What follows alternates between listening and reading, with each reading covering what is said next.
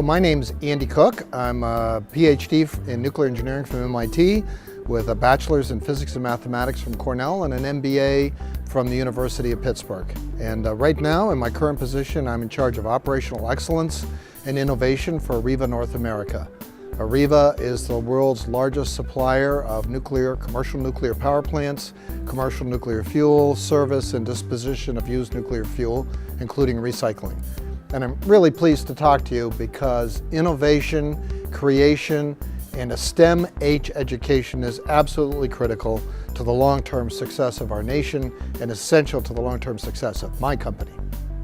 So I'm trying to think about when I decided to go into the STEM career.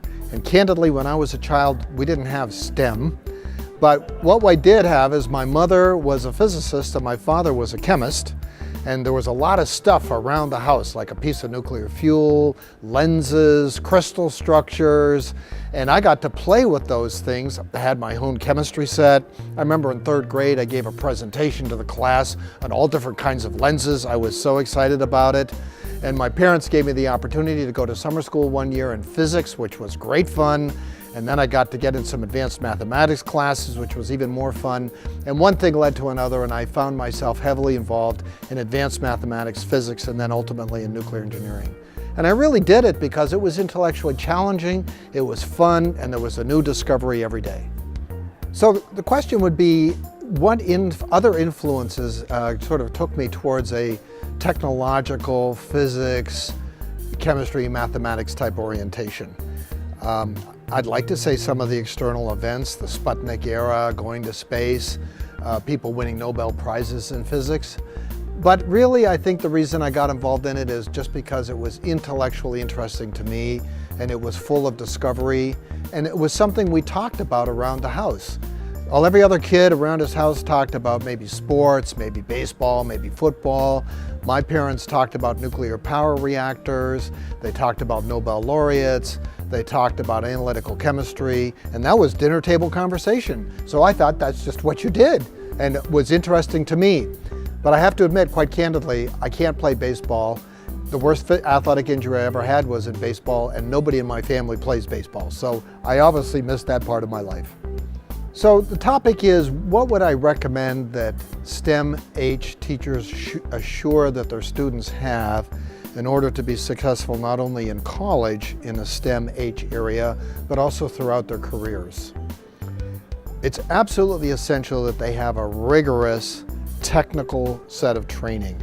Rigorous training in chemistry, physics, mathematics, biology, and statistics. We have many cases where I work where people don't understand basic mathematics or have a misunderstanding of basic physics, and it really shows. I would say probably less than 1% of the US population truly has a good comprehension of these basic skills, and yet they're so essential to our success. Second thing is the skill to eyeball things, to rough them out, to determine if things are approximately correct. So for example, if someone says, I got an 80-pound bag of feed and I'm gonna have a truck that can carry 3 tons of load, how many bags can I put in? Let me see, 80 pounds, that's about 100 pounds. So that means about 20 bags to the ton, 3 tons, about 60 bags. You could probably put 60 bags and a little bit more on your truck. That's a really important skill so that you can determine if the answers you're getting are roughly correct. Is a computer screwing you up and issuing you a bogus answer? Is the ability to rough out the solution.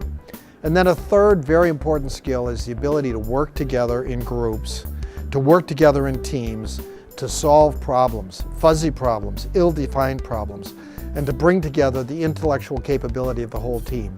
So these are 3 critical skills that I would highly recommend for students so that they can be successful in college and throughout their career.